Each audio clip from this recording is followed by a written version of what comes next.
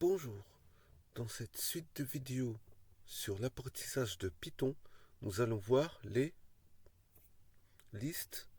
C'est des données structurées. Vous pouvez voir ça comme un fichier Excel avec le champ nom, prénom et les colonnes qui stockent les données des personnes. Au lieu de mettre tout dans une variable, chaque variable a une donnée. Par exemple, là j'ai le nom Jean, la city belge, je vais tout regrouper dans un tableau, dans une liste. Par exemple, ici, je vais créer une liste, je vais l'appeler personne égale, et je mets les crochets ici, les crochets. Entre guillemets, je vais mettre, par exemple, le nom. Ensuite, virgule, je rajoute une autre donnée comme le prénom.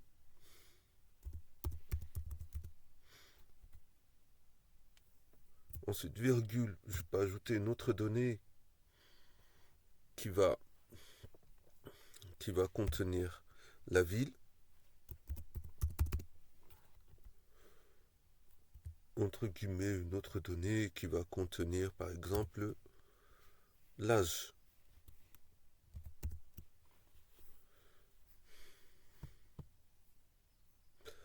Pour les chiffres, on n'a pas besoin de mettre de guillemets, pour rappel.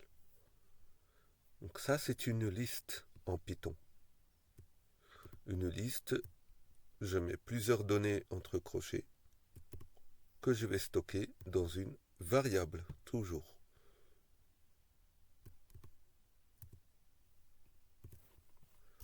Et pour l'afficher, je vais faire un print. Print, le nom de ma variable. Je ne mets pas de guillemets pour rappel parce que c'est une variable.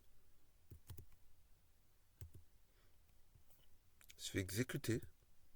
Et là, j'ai ma liste qui apparaît. Ici, il apparaît là.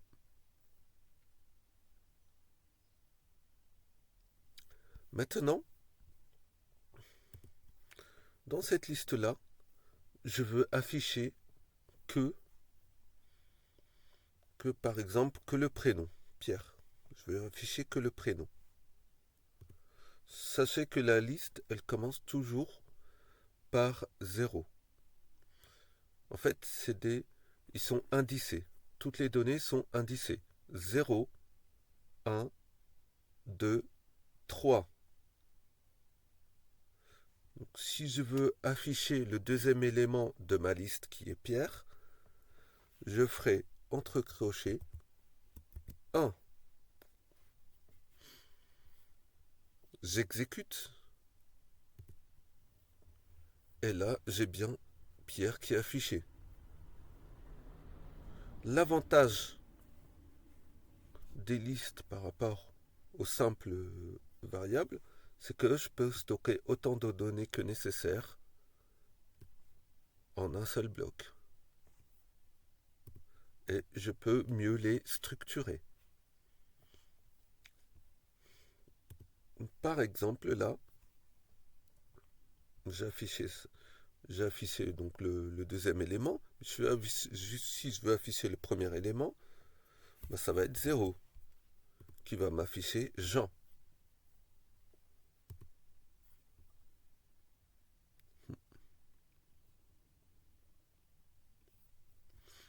Et pour finir, je veux afficher le dernier élément.